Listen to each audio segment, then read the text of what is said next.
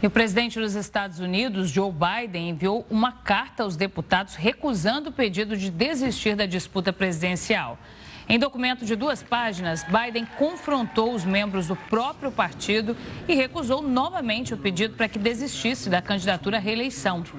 Ele disse nessa carta: quero que saibam que, apesar de todas as especulações na imprensa e em outros lugares, estou firmemente comprometido em permanecer nessa corrida, em correr essa corrida até o fim e em derrotar Donald Trump. Disse Biden aí num trecho dessa carta.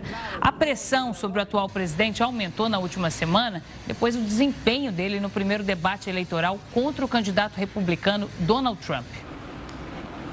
Para continuar falando e analisando esse assunto, a gente conversa agora com Ricardo Leães, professor de Relações Internacionais da ESPM. Professor, uma boa noite. Antes de mais nada, obrigado pela participação aqui conosco. Antes de fazer a pergunta, eu quero trazer também à tona a entrevista que Joe Biden deu a uma TV americana, onde também foi bem incisivo. A pergunta é o famoso ou vai ou racha de Joe Biden? Boa noite, gente. Obrigado pelo convite. E, de fato, sim, tudo está indicando que a eleição agora está caminhando para a reta final. Faltam poucos dias assim, para a nomeação oficial de um candidato pelo Partido Democrata.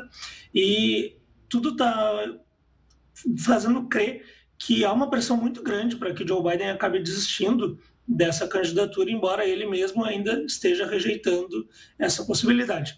No entanto, em função tanto do seu desempenho no debate, quanto de diversos outros vídeos que indicam que ele pode sim estar com uma capacidade cognitiva já bastante debilitada, a gente sabe que a pressão não apenas dos líderes do Partido Democrata, mas também de grandes doadores de campanha, pode fazer com que ele seja forçado, em última instância, a abdicar dessa candidatura.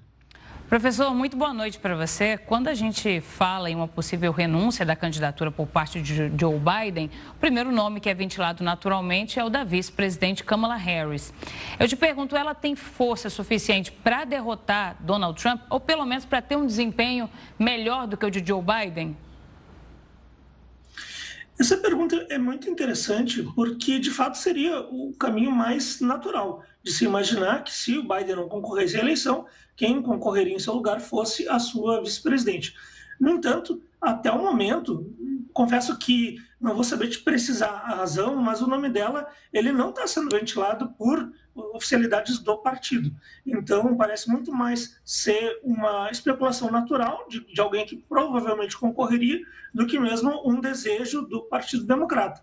Até o momento, outros nomes estão sendo ventilados, outros governadores, outros congressistas democratas também. Então, eu ainda considero que é ainda improvável que seja ela a candidata do Partido Democrata.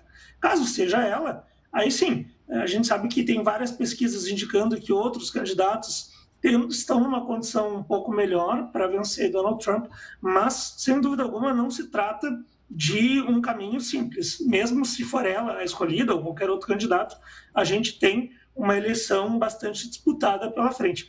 A única exceção é a mais improvável, que é a candidatura da ex-primeira-dama Michelle Obama, que pontuou muito acima de Donald Trump, mas que não parece ter interesse em entrar na política. Mas se por acaso essa possibilidade se tornar mais concreta, aí sim talvez os democratas tenham uma chance mais factível de vencer até com alguma tranquilidade.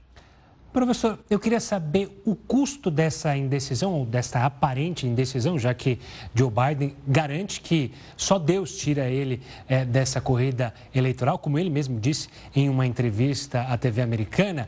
O quanto que isso prejudica a candidatura dos democratas? Existiria um limite para se decidir? E decidindo por Joe Biden, toda a campanha contrária dentro do próprio partido não joga contra a uma possibilidade de eleição de Joe Biden?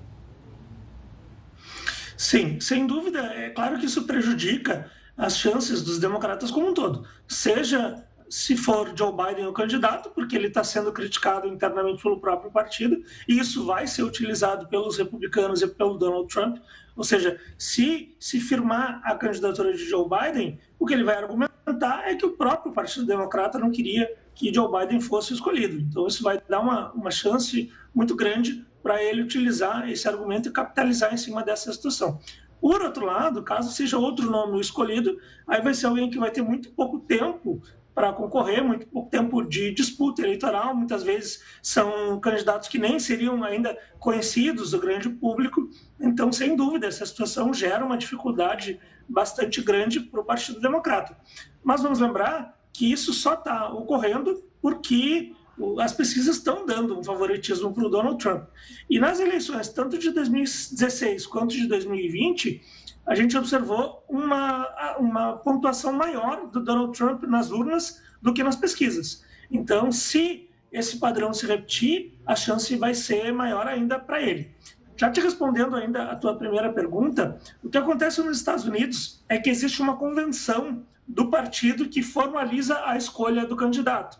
Quando há prévias, o que acaba ocorrendo é que esses delegados acabam escolhendo o candidato que obteve mais votos, como foi Joe Biden em 2020. No entanto, nesse caso não houve prévias, mas é possível que, em havendo a desistência de Joe Biden, que esses delegados do Partido Democrata escolham entre eles quem vai ser o candidato. Então, se chegarmos a esse cenário, certamente vai haver uma grande pressão interna no Partido Democrata e muito provavelmente várias pessoas vão se candidatar para ocupar esse posto e não temos como saber até agora quem que seria o escolhido.